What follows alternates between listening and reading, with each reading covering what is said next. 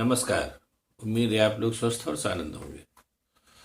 भारत की राजनीति में शायद पहली बार एक अजब संयोग बनने जा रहा है कि बुआ और भतीजे दोनों ही मुख्यमंत्री पद की दौड़ में शामिल हैं। मैं बात वसुंधरा राजे सिंधिया और उनके भतीजे ज्योतिरादित्य सिंधिया की कर रहा हूँ। चुनाव हो चुके हैं, 5 राज्यों के सभी जान गए हैं। और हालांकि चुनाव काफ़ी विवादास्पद रहे हैं, ईवीएम को लेकर गड़बड़ी की तमाम शिकायतें मिली हैं, मामला चंद्रचूड़ साहब तक भी पहुंच गया है।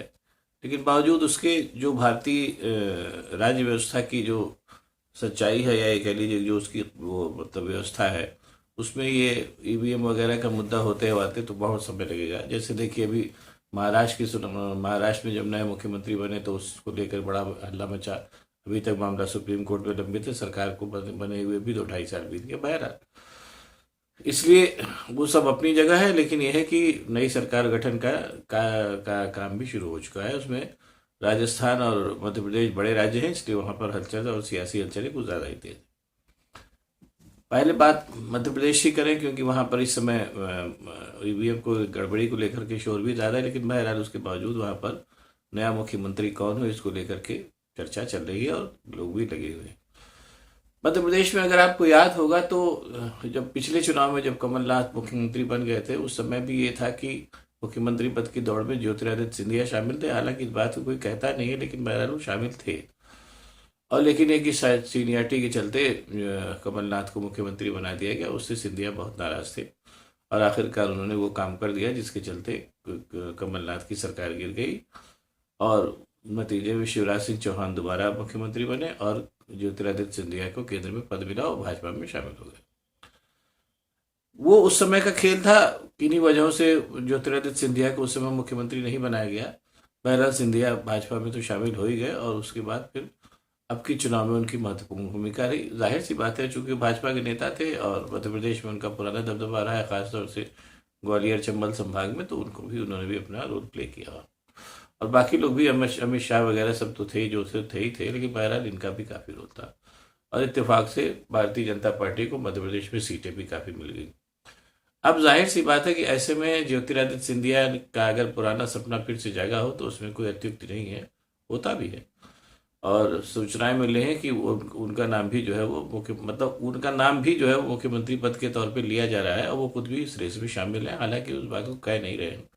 और अभी पता चला है कि उन्होंने दिल्ली में जाकर के जेपी नड्डा जो राष्ट्रीय अध्यक्ष हैं उससे समय मांगा मिलने के लिए। जाहिर सी बात है, इस समय अगर वो समय मांग रहे हैं तो उसमें ये बात भी होगी कि क्यों उन्हीं को मुख्यमंत्री बना दिया जाए। और उनका उनका उनकी उनका प्रदर्शन भी, और जो जो उनका क्षेत्र है ग्वालियर चंबल संभाग, उसमें ठीक ठाक रहा है जैसी जानकारी मिल रही है।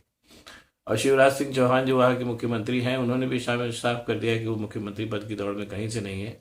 उन्होंने कह दिया कि वो पार्टी के कार्यकर्ता हैं, अगर और पार्टी उनके बारे में जो चाहे सो करे। उन्होंने एक तरीके से मुख्यमंत्री पद की दौड़ में अपने आप को पीछे ही रखा है। जो भी वजह रही हो वो तो बेहतर वही बता सकते हैं। तो इस तरीके से ये बात आप ये मान के चलिए कि इस बार मध्य प्रदेश में ज्योतिरादित्य सिंधिया भी मुख्यमंत्री पद की दौड़ में शामिल है।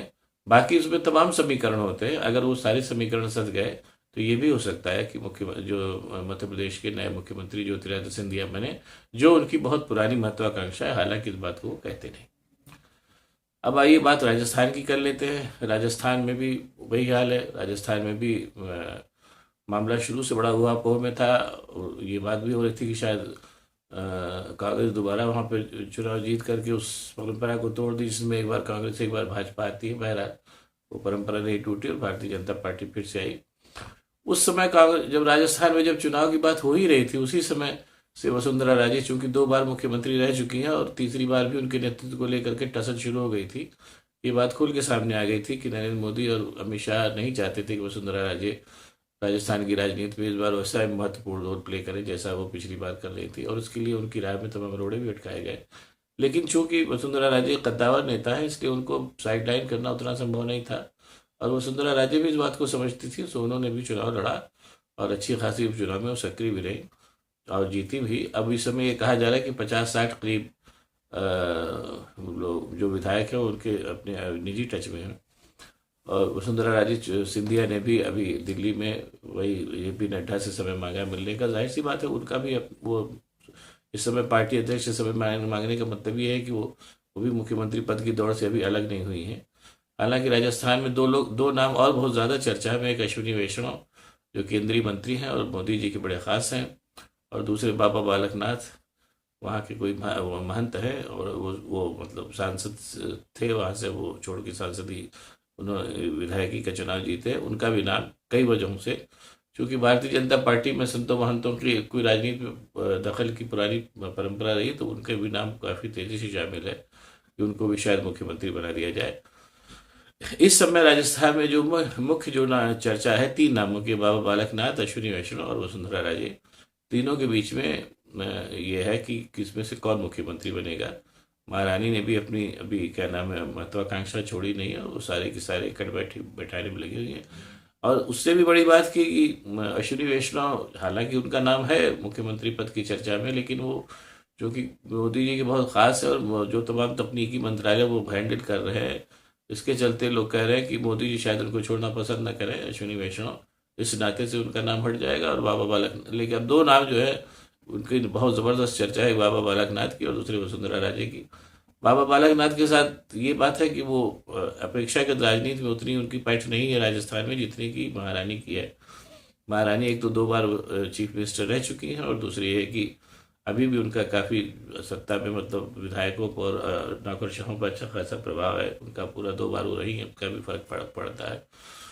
तो इसलिए ये देखिए इन दोनों में से कौन बनता है। लेकिन इस बार ये सहयोग बहुत विचित्र बड़ा दिलचस्प और विचित्र सा बन रहा है कि बुआ और भतीजे दोनों ही जो है वो मुख्यमंत्री पद की दौड़ में है। हालांकि ये कहना भी संभव नहीं है, उचित भी नहीं है, लेकिन ये मान लीजिए, ये मान के चलिए कि ये सहयोग बन जाता है कि उधर वसुंधरा राजे फिर बन जाती है, उधर ज्योतिरादित्य सिंधिया बन जाते हैं, तो फिर ये मान के चलिए कि एक बड़ा ही दिलचस्प और अद्भुत सहयोग हुआ जब राजनीति में बुआ और भतीजे दोनों एक साथ मुख्यमंत्री बने।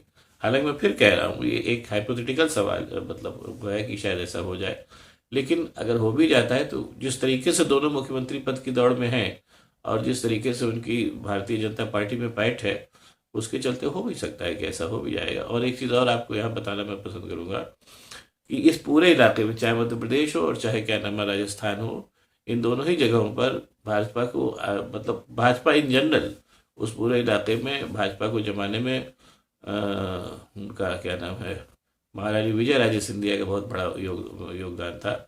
तो भारतीय जनता पार्टी जब कहीं कुछ नहीं थी तो उस ज़माने में भारतीय जनसंघ की जो नेता थी महारानी विजय राजे सिंधिया, जो उस ज़माने में इंदिरा गांधी के ज़माने से सक्रिय थी, उन्होंने भारतीय जनता पार्टी को जमाने में बहुत बड़ा योगदान निभाया था। वसुंधरा राजे और क्या नाम है ज्योतिरादित्य सिंधिया की जो जड़ें हैं भारतीय जनता पार्टी, वो अपनी माता महारानी विजय राजे सिंधिया के ज़माने से है। वो संबंध भी कहीं न कहीं रोल प्ले कर सकते हैं। अब देखिए क्या होता है। बहरहाल ये, लेकिन ये अगर होता है तो मज़ेदार सहयोग होगा कि वो और भतीजा दोनों एक साथ ही चीफ मिनिस्टर बन जाए। भारतीय राजनीति में ये दौर भी अगर आता है तो देखा जाएगा, जो बड़ा दिलचस्प सहयोग होगा। देखिए अब 1 आध दिन में ही सब कुछ तय हो जाएगा। हो सकता है आज रात में ही तय हो जाए कि राजस्थान और मध्य प्रदेश का अगला मुख्यमंत्री कौन होगा। लेकिन हाँ, ये भी है कि ये दोनों मुख्यमंत्रियों के सामने एक दिक्कत तो आएगी। एक तो ये है कि ये जो राजनीति की जो दिक्कतें होती है वो तो आएंगी ही आएंगी। दूसरे, अगर ये ईवीएम वाला मामला तूल पकड़ता है तो ये भी इन दोनों के लिए एक अच्छा खासा परेशानी पैदा करेगा। लेकिन राजनीति में ये सब चलता रहता है। देखिए क्या होता है। अब अगर ये वीडियो पसंद आए तो इसको शेयर करिए, लाइक करिए, साथ ही साथ मेरे चैनल को सब्सक्राइब कीजिए और उम्मीद कीजिए कि बुआ जी और भतीजे जी दोनों ही मुख्यमंत्री बन जाएं। तो ये दिलचस्प से देखना भी बड़ा मज़ेदार अनुभव होगा। बहुत बहुत धन्यवाद। नमस्कार।